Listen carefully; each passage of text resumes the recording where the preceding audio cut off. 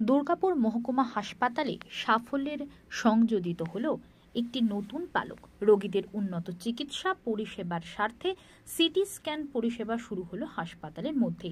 City স্ক্যানের মতো ব্যয়বহুল পরিষেবা এবার বিনামূল্যে পাওয়া যাবে দুর্গাপুর মহকুমা হাসপাতালে।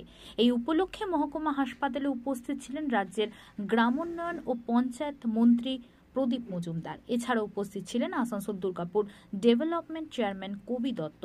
রাজ্যের মন্ত্রী প্রদীপ মজুমদার জানান, এবার থেকে হাসপাতালে রোগীদের ও প্রসূতি বিভাগের সিটি স্ক্যান করতে সুবিধা হয়ে গেল। হাসপাতালের নিজস্ব পরিসরের মধ্যে এই ব্যবস্থা গড়ে ওঠার ফলে চিকিৎসা পরিষেবা দ্রুততা বাড়বে।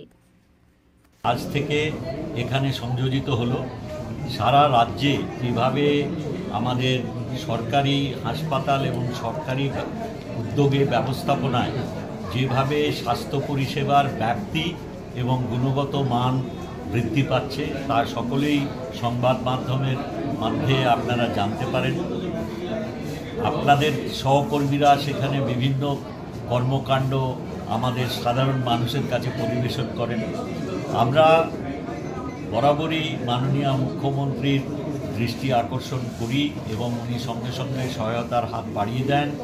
দুর্গাপুরে যা যা অসুবিধা আছে এবং এই হাসপাতালের যে জনপ্রিয়তা ক্রমশ বৃদ্ধি পাচ্ছে সেটা একটা প্রমাণ যে এখানের স্বাস্থ্য পরিষেবা অনেক উন্নত মানের এবং এখানের পরিষেবার ব্যাপ্তি অনেক বেড়েছে। বিগত কয়েক বছরে আমরা যা দেখেছি এটাও আমাদের একটা বিরাট আকাঙ্ক্ষা ছিল যে এখানে যত রোগীরা আসেন শুধু দুর্গাপুর বা পার্শ্ববর্তী ব্লক এর বা মহকুমার নয়, আমরা অন্য অন্য পার্শ্ববর্তী জেলার থেকেও অনেক সুস্থ রোগীরা এখানে আসেন। সেই জন্য তাদের পক্ষে আজকালকার যে অপরিহার্য পরীক্ষাগুলো হয় স্বাস্থ্য পরিষেবাকে সঠিকভাবে পরিচালিত করার জন্যে সেগুলোর জন্যে তারা অনেক অসুবিধায় পড়ে।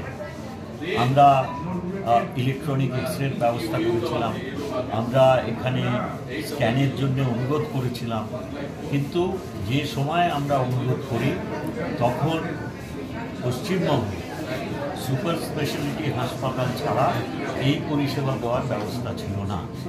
মাননীয় মুখ্যমন্ত্রী দুর্গাপুরের বাসীদের আবেদনের কথা মাথায় রেখে আরও কয়েকটি মহকুমা হাসপাতালের সঙ্গে দুর্গাপুরও যাতে এই পরিষেবা দিতে পারেন সেই রকম সিদ্ধান্ত নেন।